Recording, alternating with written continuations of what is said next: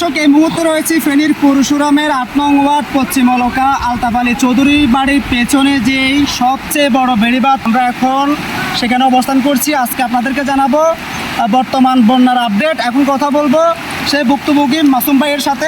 আসলে আজকে আমরা গতকালকেও ভালো ছিলাম, আজকে সকাল যে পরিস্থিতি, যে প্লাবন, এটার জন্য আমরা মোটেও প্রস্তুত ছিলাম না।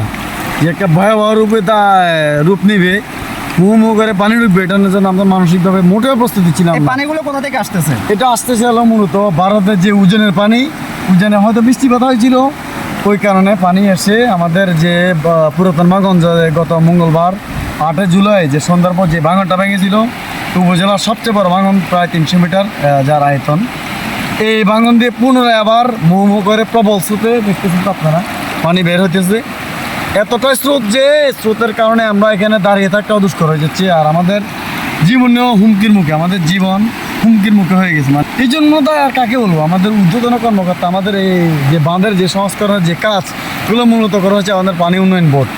ঠিক আছে, এই পানি উন্নয়ন বোর্ডের গাফলিতির কারণে আজকে আমরা বিগত 20টা বছর, 2004 সাল থেকে আমার জন্ম হয়েছে 1998, জন্মের 7 বছর পর থেকে আমি দেখতেছি যে জঙ্গলগুলো যে ব্রিজ, ওইখান থেকে শালদর ব্রিজ পর্যন্ত এই প্রায় এই জায়গাটার ভিতরে কয় মিটার হবে আমি জানি না শিওর, যারা এলজিডি লোক তারা ভালো করে জানে, পানি উন্নয়ন বোর্ডের কর্মকর্তারা জানে। এই জায়গাটা হচ্ছে সবচেয়ে রেড এলাকা, সবচেয়ে ঝুঁকিপূর্ণ এলাকা, সবচেয়ে ক্ষতিগ্রস্ত এলাকা।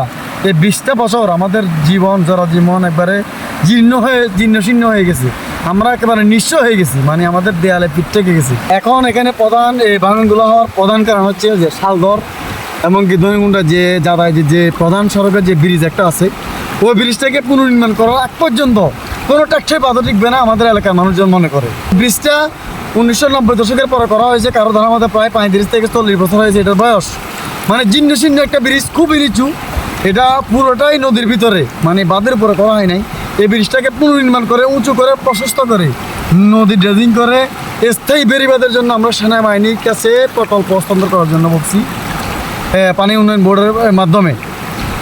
আপনারা দেখেছেন গত 2-3 দিন আগেও পরশুরামে মানববন্ধনের 55টি সংগঠন সহ হাজারো আপামর জনতা, গ্রামের হাজার মানুষ ওখানে উপস্থিত হয়েছে তাদের দুঃখ দুর্দশার কথা বলার জন্য।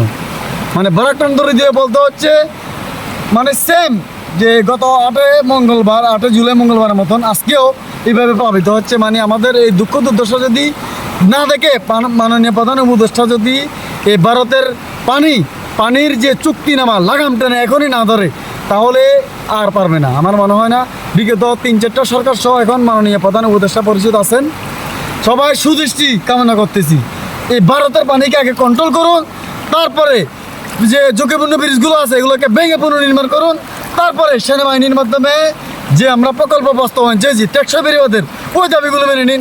ইনশাআল্লাহ আমি কথা দিচ্ছি, মানে আমার আশ্বাস, মানে আমাদের এলাকার মানুষের আশ্বাস যে এটা আর কোনোদিন ভাঙবে না যদি এগুলো সংস্কার করা হয়।